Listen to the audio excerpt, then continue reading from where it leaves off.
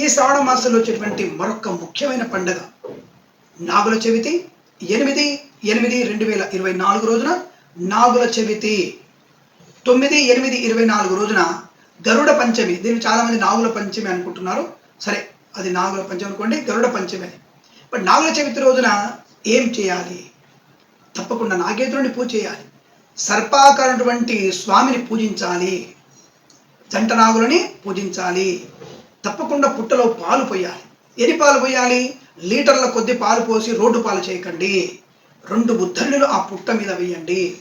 ఎందుకు పోయాలంటే అనేకమైనటువంటి వేడి వాతావరణం నుంచి ఆ యొక్క జీవాలన్నీ కూడా స్వస్థత పొందుకునే అవకాశం ఉంటుంది. కాబట్టి ఆ పాలని అక్కడ పోయడం వల్ల మంచి ప్రయోజనం ఉంటుంది. ప్యాకెట్ల కొద్ది పాలు పోసి అందులో చెత్త చెదారము పసుపు కుంకుమ నింపకండి. ఆ పుట్టకు ఒక దగ్గర చిన్న బొట్టు పెట్టండి. అంతే తప్ప ఆ పుట్ట నిండా పసుపు వేసి కుంకుమ ప్యాకెట్ విసిరేసి కోడిగుడ్లు విసిరేసి ఆ యొక్క నాగుల పుట్టని నాశనం చేయకండి. ఆ యొక్క నాగేంద్రుడి ఇల్లుని మీరు ధ్వంసం చేయకండి. దయచేసి విషయాన్ని గుర్తుపెట్టుకోండి. గుడ్లు వేయమని ఇప్పుడు నాగరాజు అడగలేదు. మీరు కేవలం 2 ఉద్ధరణలతో పాలు మాత్రం పోయండి, అంతకుమించి ఎక్కర్లేదు. పసుపు కుంకుమ కొద్దిగా పుట్ట కింది భాగంలో నేల మీద పెట్టండి. అలాగే ఆ పుట్ట మట్టిని చెవులకు పెట్టుకోండి, బొట్టుగా పెట్టుకోండి. ఇది మంచి జ్ఞానాన్ని, అనుకూలవంతమైన ఆరోగ్యాన్ని, పిల్లల్లో యశస్సును కలిగిస్తుంది. ఇంటిలో అనేకమైనటువంటి దుష్టుల యొక్క దృష్టి దోషాన్ని పోగొడుతుంది. అలాగే శత్రుపీడా పరిహారం కలిగిస్తుంది. కాబట్టి అందరూ కూడా ఇటువంటి పాలు పోసుకొని ఆ నాగేంద్రుడు అనుగ్రహం పొందుకోవాలి. అలాగే తప్పకుండా సుబ్రహ్మణ్య స్వామి వారికి, అంటే శిల రూపంలో ఉన్నటువంటి సుబ్రహ్మణ్య స్వామికి, నెమలి వాహనుడు సుబ్రహ్మణ్య స్వామికి మణిసూక్త విధానంతో అభిషేకం, పంచామృతములతో అభిషేకం చేయండి.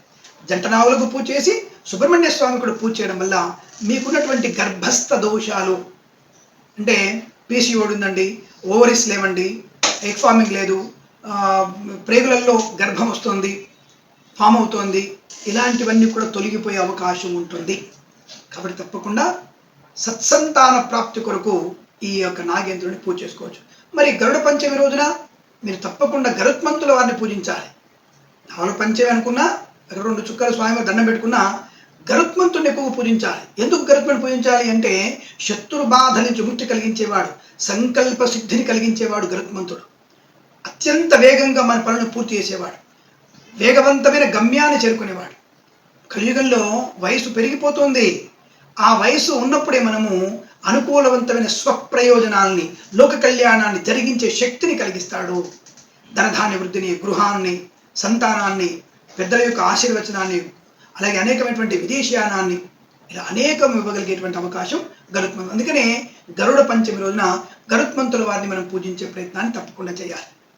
కాబట్టి ఈ విషయాలు గుర్తుపెట్టుకొని మీరందరూ కూడా ఈ పండుగల వాతావరణంలో అటు రక్షాబంధనాన్ని, ఇటు నాగుల చవితిని అద్భుతంగా ఆనందంగా జరుపుకోవాలని, శ్రవణ మాసంలో వచ్చేటువంటి ప్రతి రోజు కూడా మీకు చాలా అద్భుతమైనటువంటి పండుగల్ని, ఆనందాన్ని కలిగిస్తుంది. కనుక విశేషంగా జరుపుతున్నటువంటి పండుగలు జరుపుకొని శుభాన్ని, ఐశ్వర్యాన్ని పొందాలని కోరుకుంటూ, మరి నాగుల పంచమి, నాగుల చవితి రోజున ఏ సమయంలో అభిషేకం చేయాలంటే ఉదయకాలమే అభిషేకం చేయండి. అయితే ప్రదోష కాలంలో తప్పకుండా మీరు మన సుబ్రహ్మణ్య స్వామి ప్రీతి కొరకు మణిసూక్త హోమం చేయండి.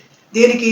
మీరందరూ కూడా షేర్లో పెట్టుబడి పెడుతున్నారు, డబ్బులు ఖర్చు పెడుతున్నారు, డబ్బులు పోతున్నాయి తప్ప రావడం లేదు అనుకున్న వాళ్ళు ఈ సాయంకాల ప్రదోషకాల సమయంలో సుబ్రహ్మణ్య స్వామి ప్రీతి కొరకు మీరు ఖచ్చితంగా ఈ మణిసూక్త హోమాన్ని జరిపించండి.